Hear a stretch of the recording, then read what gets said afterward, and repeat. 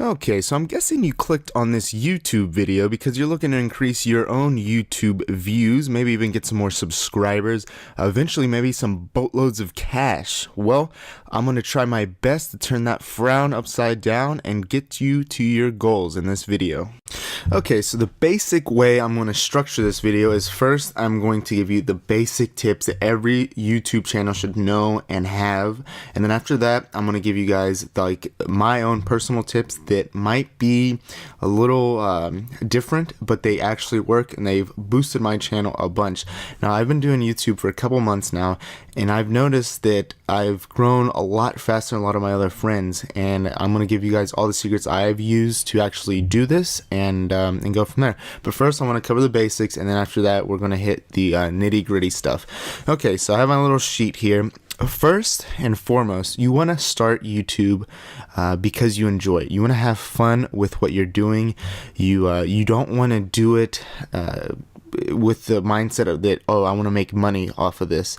If you do that, your video, your content, everything is just, it's not going to be real. It's going to be fake. People are going to see what you're doing, and they're going to know that you don't have a passion for it. They're going to know, this guy or this girl is just doing all this crap, all these videos because they want to make money. They're money whoring. So you don't want to do that. You want to pick a certain topic that you enjoy and do that. A lot of examples of this: if you have a hobby, then do YouTube videos on your hobby. If you have a passion, do YouTube videos on your passion. My personal self, I like to do video games, and specifically Call of Duty videos, and that's what I do. So I cater to the Call of Duty community, and that's how I do it. Now, once you do pick a certain area that you want to cover, try to pick a section of that area that's unique. You don't want to do something that everyone else is doing in that area. So for instance, if for me, I do video games, Call of Duty, I don't just do Call of Duty gameplays. I do Call of Duty tips or Call of Duty class setup specifically, and that's what's helped me. So you pick your own section, and then you pick a separate section and a separate section, and try to just be unique in what you love. Don't do it for the money. The money will eventually come. You just want to do it because you enjoy doing it. The second tip is you want to have good quality audio and video. You do not want to have some rinky-dink setup that just plain sucks. You don't want to have video that looks like it's been recorded with a potato. You don't want to have audio that looks like, or not that looks like, but that sounds like absolute shit. You don't have to spend boatloads of money, but you want to get something decent. Go out and get a decent camera. You can get anything used on eBay for relatively cheap. You can get a nice, decent mic. If you have a smartphone, there's a lot of apps where you can use your smartphone, like the microphone that you use to talk, as a microphone. When I first started YouTube, I didn't want to spend too much money, so I used my iPhone 4, and it sounded relatively good, a lot better than many of these other YouTubers, and it's helped. Once I established myself, I got a good amount of subs and viewership. I got this mic right here. It's a Blue Yeti. I love it. As you can hear, it just sounds like chocolate for the ears. I love it, and it's a good investment. Okay, the third tip, and this is really important, especially when you're small, is you want to network your ass off. What networking entitles is like, there's a really big saying, at least for me, and then in my when I was in college, it goes by this: it's not what you know, it's who you know. So basically, if you network, you get like 4 or 5 friends on YouTube when you first start out, and you guys each help each other out. You guys do box for box. You guys do dual comms or dual videos and stuff like that. Let me explain what that means. Box for box means that on YouTube, on your channel, there's a section called featured channels. What this does, if you put like one of your friends in that channel, in that featured channel section, Anytime someone subs to your channel, they're going to see a little box on the top of the screen that says, here are some recommended channels we recommend you checking out. YouTube says that. And whatever channel's in your featured channel box will show up there. So when somebody subs to your channel, they'll see, this guy kind of looks cool, and I'm going to check out his channel. And it does that for everyone that you put in your featured channel box. I think up to 8, and you can still put more, but only the top 8 show up on that top. Now that might be wrong, so let me know if that is, but I'm pretty sure it's just the top 8 show up in the recommended channels. But you think about it, you get 50, 100, 200 people to put you in their featured channel box, you're going to be golden. Every time someone subs to their channel, they're going to maybe check out your channel. And this is where the next tip comes in.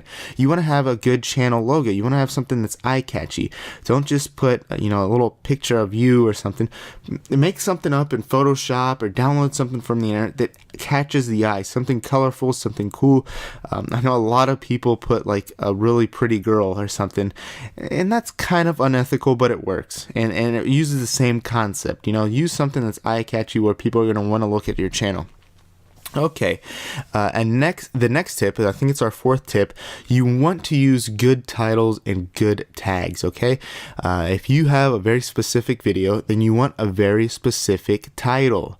You don't want to make it so vague and broad that it just mixes in with the millions of other videos. Here's a prime example.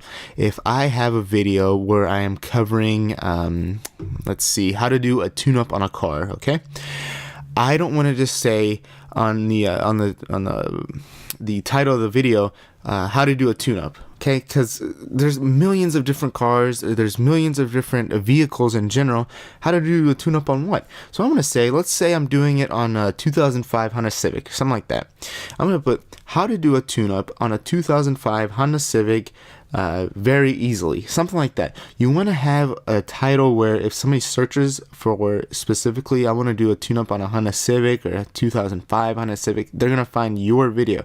Now, you're not going to show up a lot on if somebody just puts how to do a tune-up, unless your video gets a lot of views, and this is where other tips are going to come in, so keep watching. But it's going to cater to anyone looking for your specific video, and therefore you're going to get more views and you're not going to blend in with everyone else. This goes the same for tags. What you can do in the tags is basically the title of your video is like your #1 tag. Whenever someone searches for something, the title is the first thing that YouTube, the algorithm, is going to look for, is your title. Now the tags are secondary, but in the tags you can put everything else. You can put, for instance, using the same example as the tune-up, now you can put how to do a tune-up on a car, how to do a tune-up on a Japanese car, how to do a tune-up on a Honda, how to do a tune-up on a Civic. Every single thing that you think people are going to search for when they're looking for how to do a tune-up on a Civic, car, whatever. That way, you broaden your search criteria. Now, a lot of people mess up on the tags. You want to put them together, okay? I'm going to show you an example right now. If you look on the screen, when you're putting your tags in, do not just put how, enter, to, enter. You want to put them all together so they're in a box, okay? You don't want to just put tune-up, because who the hell searches for tune-up? You want to put tune-up on a Civic or tune-up on a car or something like that, and that'll help you out. So be very specific with your tags, very specific with your titles. The next tip, and this is once you get a little bit of a base of subscribers, you want to interact with them. When people comment on your videos, try your best to reply back, start conversations. That creates more of a personal environment, and people like to feel welcome. If they see that the guy who created the video, especially if it has a bunch of views or if they have a bunch of subscribers, tries to comment and reply to his subscriber base, then they're gonna like you and they're gonna tell their friends like, hey, this guy is cool, this girl is really cool, check her or him out. It's simple as that, and that's a very useful tip. Now, this is part 2 of the video where I'm gonna show you guys my personal tips that I've used. Now, keep in mind, some of these might be considered wrong or whatever, but they work. So this is what you want to do, and that's it. Let's get right into it. When I first had about 50 subs, 50, 100 subs, I was so pissed because my YouTube channel was growing so slow. I'd gain like 1 sub a week, and you know, that just sucks. It's unmotivational. What I started doing, and please bear with me, is spamming bigger channels. Okay, so